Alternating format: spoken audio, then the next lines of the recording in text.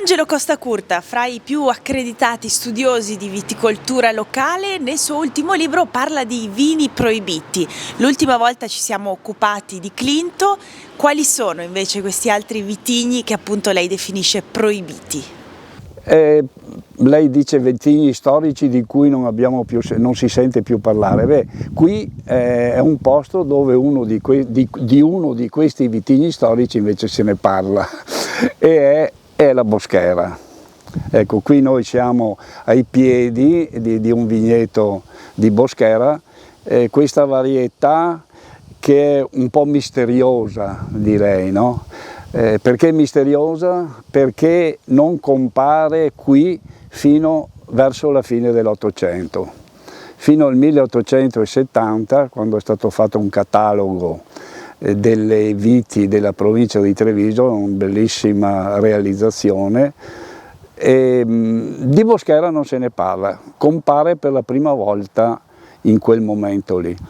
Però dagli studi che abbiamo fatto adesso utilizzando anche l'analisi molecolare, probabilmente il Boschera era presente, se non qui lo era sulle colline del Veneto, diciamo, in generale, perché avrebbe un genitore in comune col Prosecco, con la Molinara veronese, con la Ghedene friulana, e quindi è possibile che quando si sono generate quelle varietà lì, e probabilmente siamo forse in epoca romana, probabilmente si era generata anche la Boschera, solo che poi è rimasta nascosta. Ci sono diverse ipotesi del motivo per cui è rimasta nascosta, però sta di fatto che nell'870 compare. Quali sono gli altri vitigni presenti in Veneto che possiamo definire storici? Oddio, qualcuno è molto in auge.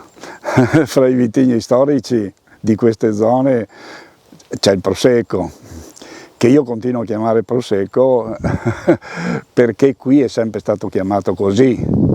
E tra i vitigni storici c'è il Verdiso, ce n'è qualcuno che invece è quasi scomparso, per esempio la Bianchetta, che era considerata una varietà di pregio, di qualità.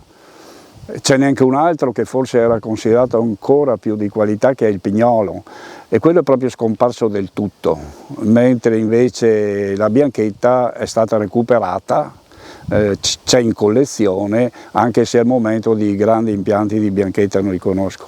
Altri vitigni storici, dicevo, c'è il Verdiso, c'è il Prosecco, c'è la Marzemina bianca, altra varietà che c'era a quei tempi. Quali tempi?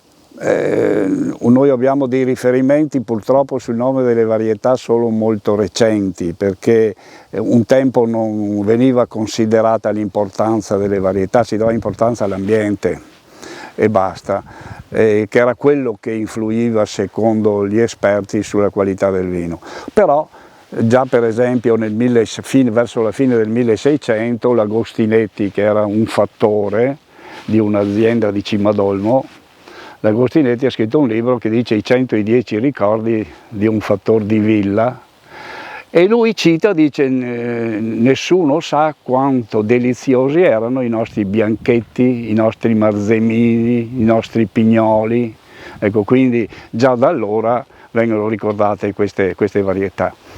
Varietà che poi sono rimaste coltivate perché verso i primi del Novecento, fine 800, primi 900, il più coltivato in queste zone era il Verdiso, poi veniva proprio la Bianchetta, poi veniva il Pignolo, Boschera, e calcolate che il Prosecco era coltivato su una superficie che era 1/10 di quella del Verdiso a quei tempi. Ecco, su questo ci sarebbe un po' da discutere, nel senso la Boschera ha dei pregi ma anche tanti difetti, e non è un caso che sia rimasta anche abbastanza nascosta, no? Difetti sia a livello di vite, non è una vite molto bella da vedere, fa un bosco, come dice forse anche il nome, i grappoli si vedono, non si vedono, e quindi è probabile che l'uomo negli anni passati non sia andato in cerca di quelle viti lì, questo forse è uno dei motivi per cui non è venuta fuori, no? E poi c'ha dei difetti a livello enologico, ma anche dei pregi. E questi pregi vengono valorizzati quando la Boschera viene appassita, perché è una varietà particolarmente adatta all'appassimento per tutta una serie di motivazioni, e quindi ha trovato la sua valorizzazione nella composizione di quel passito famoso di queste parti che è il Torchiato di Fregona. È diventato, a mio avviso, il componente fondamentale di questa varietà, sia per i suoi contenuti, per esempio contenuto in acido, quel sapore particolare amarogno che gli dà, ma anche per la sua predisposizione all'appassimento, considerata la sua composizione del grappolo, la composizione dell'acino, cioè questo è un insieme di cose. Quindi oggi si cerca di valorizzarla anche dal punto di vista del vino normale, addirittura spumante. Questi vitigni hanno un ruolo fondamentale nell'enologia italiana, per evitare che ci sia una omogeneizzazione della viticoltura, il che ci metterebbe a confronto con delle nazioni che sono molto più attrezzate di noi. Per dire, se dovessimo piantare solo Sauvignon, la Nuova Zelanda lo fa meglio di noi. Dicono che il Sauvignon della Nuova Zelanda è il migliore del mondo. Qual è la forza dell'Italia? Proprio questa variabilità enorme a livello varietale, che potrebbe essere messa anche in discussione se cominciamo a diffondere dei vitigni nuovi che magari hanno delle prestazioni un po' superiori.